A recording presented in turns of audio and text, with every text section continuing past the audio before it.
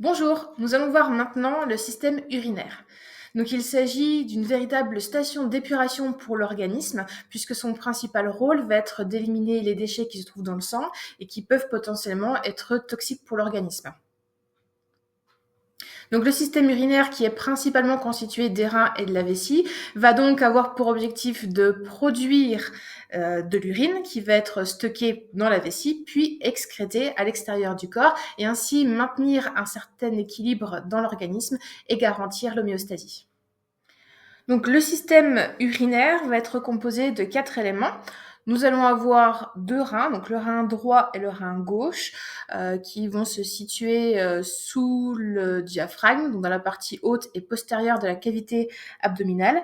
Donc ce sont des organes qu'on dit glandulaires, parce qu'on le verra, ils peuvent sécréter des hormones, et ces organes vont filtrer le sang pour pouvoir éliminer les déchets.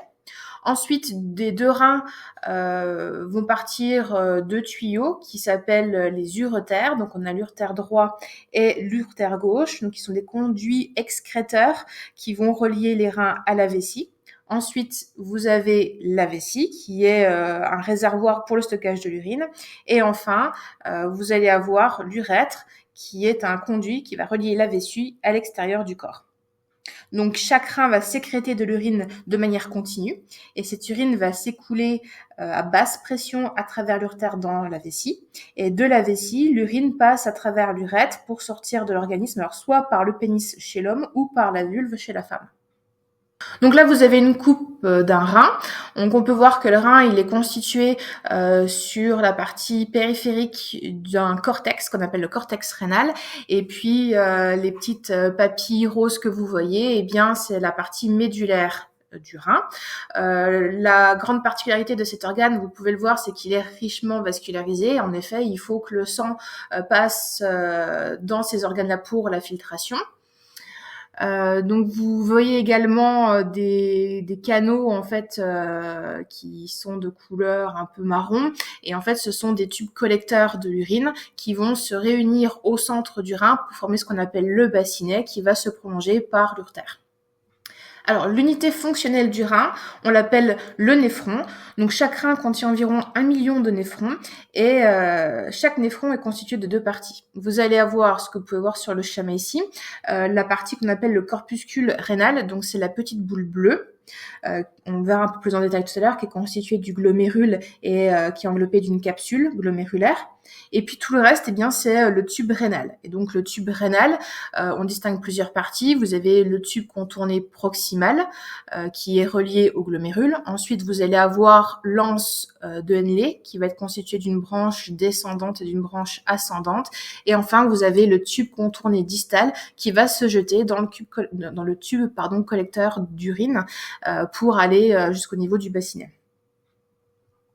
Donc sur ce schéma, on peut voir le sens de circulation de ce qu'on appelle le filtrat, donc l'urine primitive, qui va donc partir du corpuscule jusqu'au tube contourné distal. Donc là, si on fait un zoom sur la petite boule bleue, donc le corpuscule rénal, donc on voit qu'il est constitué d'un glomérule, hein, c'est vraiment le rond en lui-même qui va accueillir le sang artériel qui va être filtré. Donc vous avez les petites artères, donc les artérioles, qui vont former comme une petite pelote de laine à l'intérieur, et la filtration va se faire ici. Donc le néphron, il va remplir 3 fonctions. Vous avez la filtration glomérulaire, la réabsorption tubulaire et la sécrétion tubulaire. Donc tout d'abord, si on commence par la filtration, qui est la première étape de la production de l'urine. Donc vous avez une membrane de filtration qui va entourer les capillaires au niveau du corpuscule, et cette membrane, elle est très poreuse, et donc sous l'effet de la pression sanguine, eh bien les liquides et les principales substances vont pouvoir passer du sang à l'espace glomérulaire pour former l'urine primitive. Donc cette urine primitive, elle a la même composition que le plasma, à l'exception des cellules sanguines et des grosses protéines plasmatiques qui sont trop volumineuses pour franchir cette membrane de filtration. Donc là, pareil, si on zoome et qu'on voit un peu plus en détail, on voit vraiment l'espace glomérulaire qui va se remplir d'urine primitive. Et puis, vous avez en fait les capillaires qui sont recouverts d'une là on appelle de podocytes, donc d'une membrane en fait, qui va être très très fine et qui va permettre la filtration.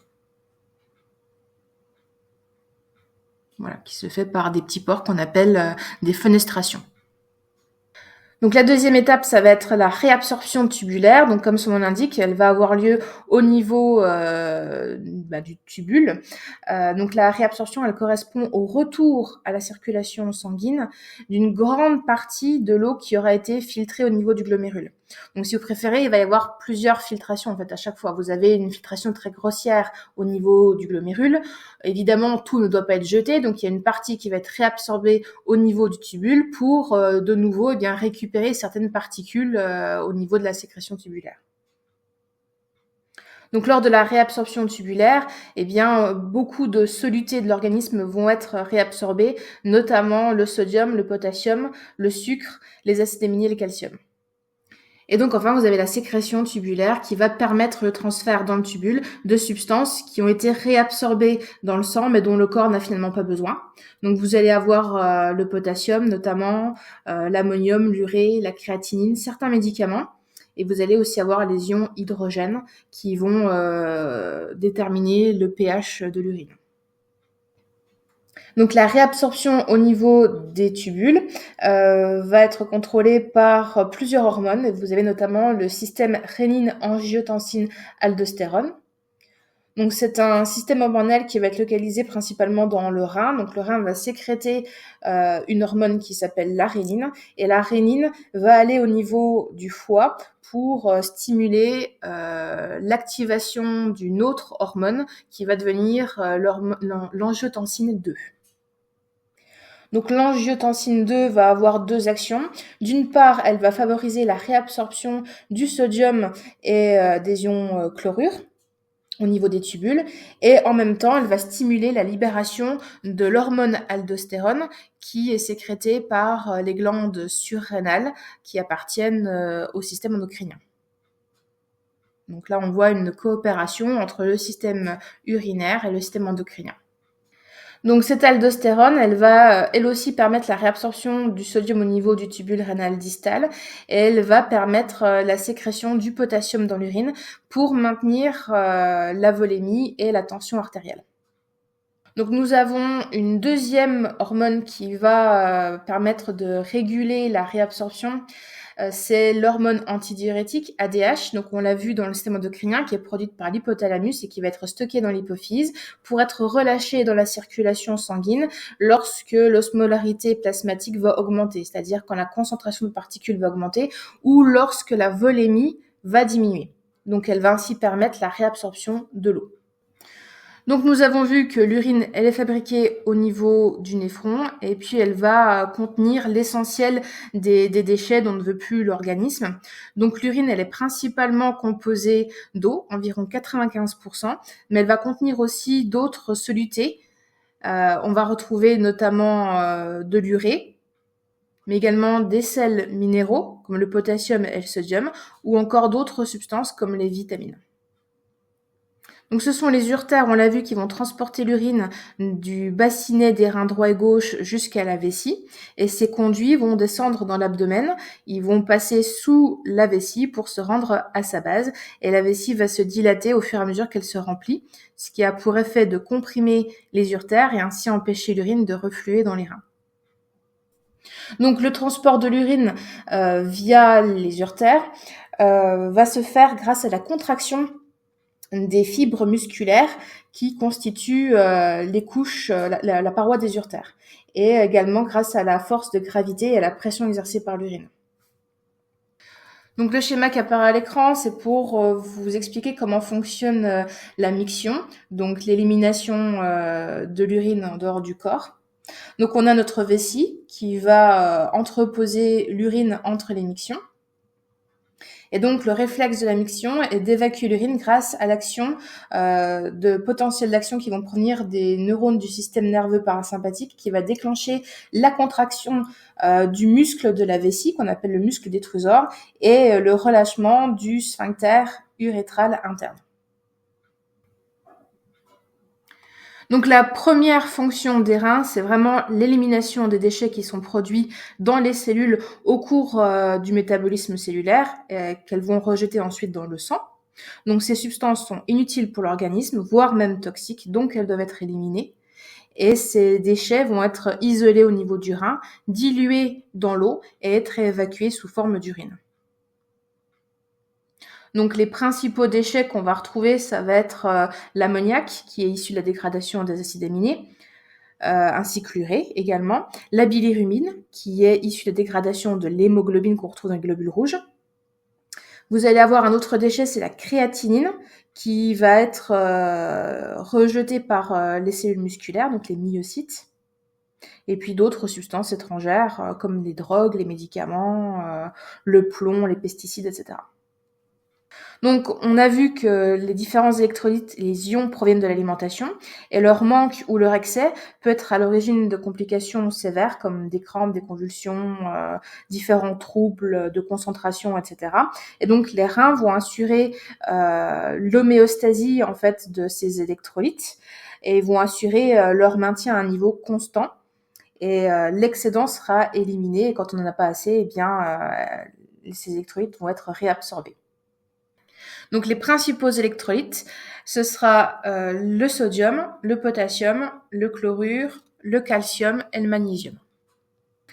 Donc le système urinaire va également contribuer à la régulation de la volémie.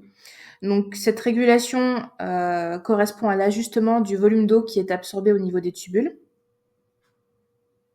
Donc le centre de la soif, il va être situé au niveau de l'hypothalamus et c'est lui qui va régir en fait le besoin de boire. Et au niveau rénal, eh bien on a vu que c'était le système rénine-angiotensine-aldostérone qui allait permettre de réduire en fait la déperdition urinaire d'ions sodium et chlorure. Donc on a vu que la volémie c'est très important, notamment ça va jouer sur la pression sanguine.